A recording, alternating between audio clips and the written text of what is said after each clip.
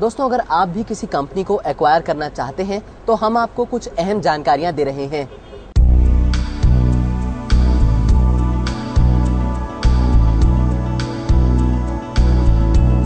सभी एंटरप्रेन्योर्स की यही इच्छा होती है कि वो अपने बिजनेस या कंपनी को खूब फैलाएं। इसीलिए कई लोग या कंपनीज दूसरी कंपनीज को टेक ओवर करते हैं।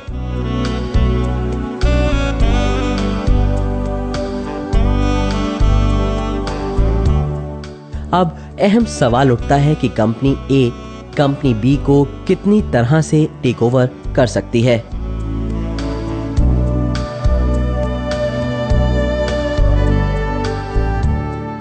इंडिया के अंदर जो कंपनी टेक ओवर करेगी उसके दो मापदंड हो सकते हैं, या तो सिर्फ उसके एसेट टेक ओवर करे या कंपनी के शेयर टेक ओवर करे। तो दोनों का अलग अलग तरीके से इवैल्यूएशन होता है और दोनों का अलग अलग तरीके से फंडिंग होती है।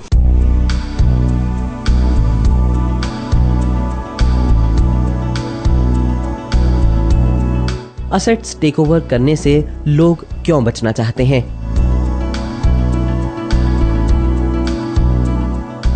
यदि आप कोई एसेट एक्वायर कर रहे हैं तो आपको रजिस्ट्री कराना पड़ता है अपने नाम पे। तो जो भी आप जो एक्वायर कर रहे हैं सर, वो लगभग 8 से 10% की आपकी कॉस्टिंग बढ़ जाती है।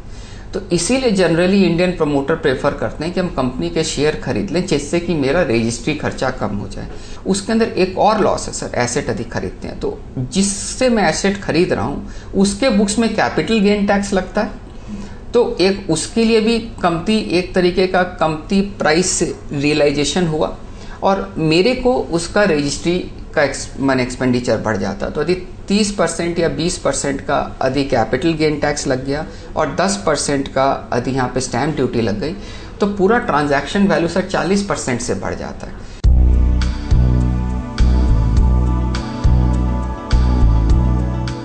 टेक ओवर के लिए फंड्स लेने का सबसे आसान तरीका क्या है? इसके दो तरीके हो सकते हैं। या तो सर मेरी ए कंपनी की बैलेंस शीट यदि बहुत अच्छी होती है तो बैंकर मेरे को एक जनरल पर्पस कॉर्पोरेट लोन दे देता है और कुछ सिक्योरिटी लेके, ए लिमिटेड की कुछ सिक्योरिटी लेके जनरल पर्पस कॉर्पोरेट लोन देता है। उस पैसे का मैं जनरली कुछ भी यूज कर सकता हूँ फॉर बिजनेस पर्पस। उस पैसे को मैं बी लिमिटेड के शेयर्स खरीदने में भी यूज कर सकता हूँ। सेकेंडली, एक नया स्ट्रक्चर क्या हो सकता है, मैं इंडिया के बाहर एक कंपनी बनाता हूँ, चाहे मॉरिशस में बनाया चाहे साइप्रस में बनाऊंगा, depending upon my tax advantage को देखते हुए मैं बाहर एक कंपनी बनाया।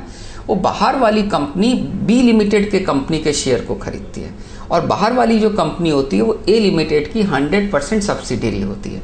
तो बाहर वाली कंपनी को फंडिंग मिल जाती है for the acquisition of the shares in B limited.